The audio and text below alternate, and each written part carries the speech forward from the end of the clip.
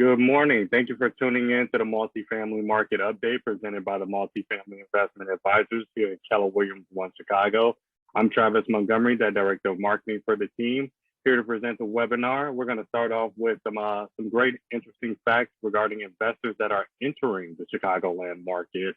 Wanted to pass the ball over to Vince Ewing, who will be sharing some secrets and some tips in regards to what investors are seeing in the Chicagoland market.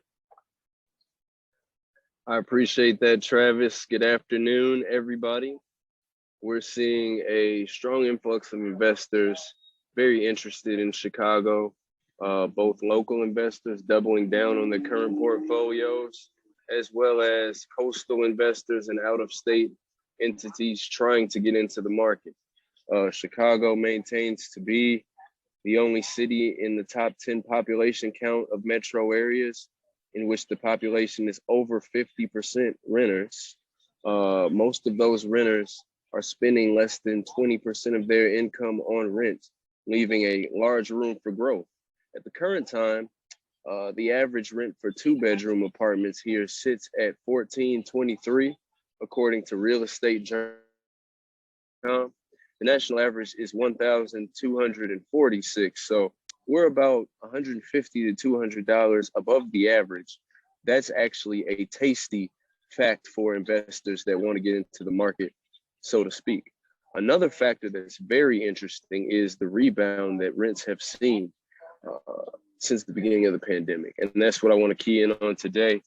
The same exact source indicated that since January up until now, rents have increased on average 13.8%.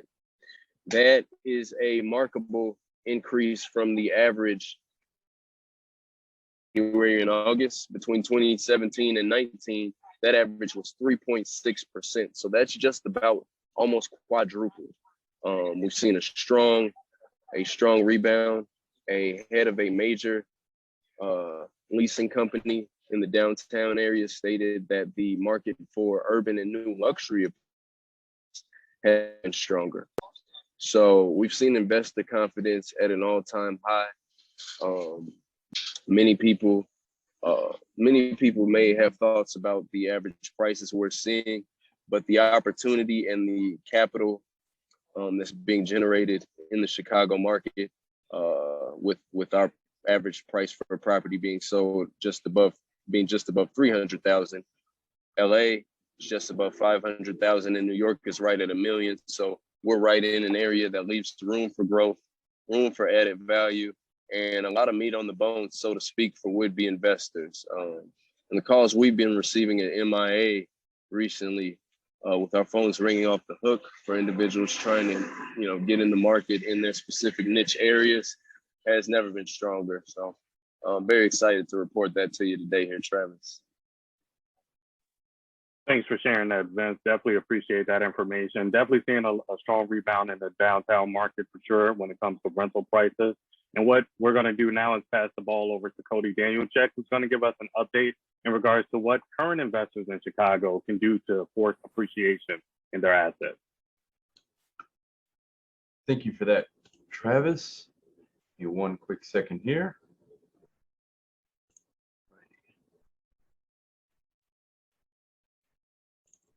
All right. So there's a few ways that investors are forcing appreciation right now. Want to touch on three, and then I have one bonus one that may be obvious to some, but could be helpful to others. ADU pilot zones. Well, it's not brand new anymore, but it's one of Chicago's initiatives to create affordable housing, and for landlords with spaces that apply and are applicable to this. It is a fantastic way to add additional revenue to your profit and loss statement, as well as increase value of your property. But at the end of the day, cash flow for these activities ends up increasing, and it could turn out to be a fantastic boost to your income. Opportunity zones are always a great one. It's a tax shelter if your project applies. And one uncommon but starting to become more popular thing is advertising and equipment. It could be anything from billboard space on the side of an exposed building that has maybe a little bit of foot traffic or a lot of foot traffic, and is a great way to add revenue. As far as equipment, the adding 5G towers or even 4G towers to and on top of building structures right now is becoming more and more popular with the new 5G that all the cell phone companies are taking a part in. There needs to be more towers per space than say 4G. The signal doesn't go out as far, so they need more area to cover, which is a great way for us investors to capitalize on. For more information on that, just give me a shout. I can drop my my contact information in the chat. And then lastly, I wanted to say if you have any plans on adding any sort of benefits or amenities to your existing units, but you have tenants in there, it may be worth it to ask them if you can make these improvements with an adjustment to the rent. One common one is if it's not too invasive to add washer and dryer to a unit. And I was working with an investor a week ago. He says, he was telling me a story about how he went into each unit and asked each of his tenants, hey, I'd like to install a washer and dryer in here. Would that be beneficial to you? Great. Of course it will. But rent will also go up by $25 a month. What ended up happening is that was such a small bite for the tenant to chew that they, of course, said yes. But the value that he saw from that turned out to be quite great while also increasing rents. And just for a very quick example of how powerful that can be, so you have a 10 unit, an additional $25 per month, that's 250. I'm sorry, an extra, forgive me, say an extra $25 times 10 units is $250, times 12 is $3,000, divided by, let's just say, a healthy 7 cap or a 7%, can get you an extra 43,000 in value based off of a cap rate perspective. So great way to force appreciation while also taking care of your tenants and improving the value of your building. But that's all I got for today. I appreciate the passing off the mic to me, Travis. Thanks, Cody. Definitely some great examples when it comes to the 5G cell towers. I know Verizon and AT&T are very active in that space, as well as the solar panel system. That's another way owners can actually force appreciation in their assets. So now I want to pass the ball over to Jason York just to give us an update in regards to what upcoming developments or redevelopments are you seeing in the market? Absolutely. Thanks, Travis. Good afternoon, everyone. I want to take some time to share a planned development in the Irving Park neighborhood, right at the intersection of Addison and California Ave. The developer Lexington Homes is planning to redevelop a 7-acre site, which is now the formerly known DePaul College Prep Center. And they're going to redevelop this site into about 357 units of living space.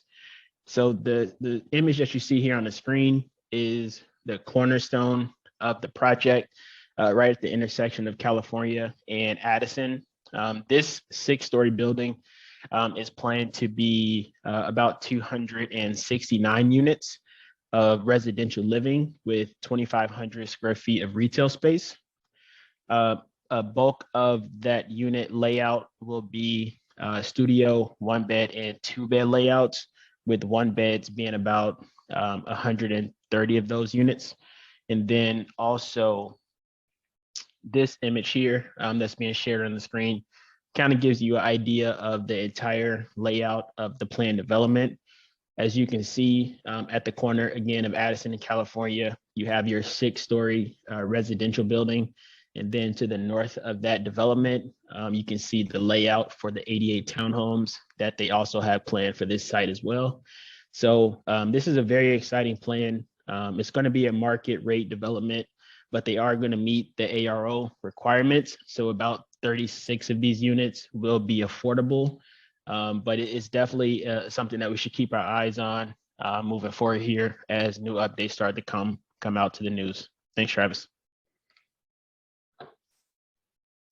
Definitely a great upcoming redevelopment there, Jason. Thanks for sharing that with us today.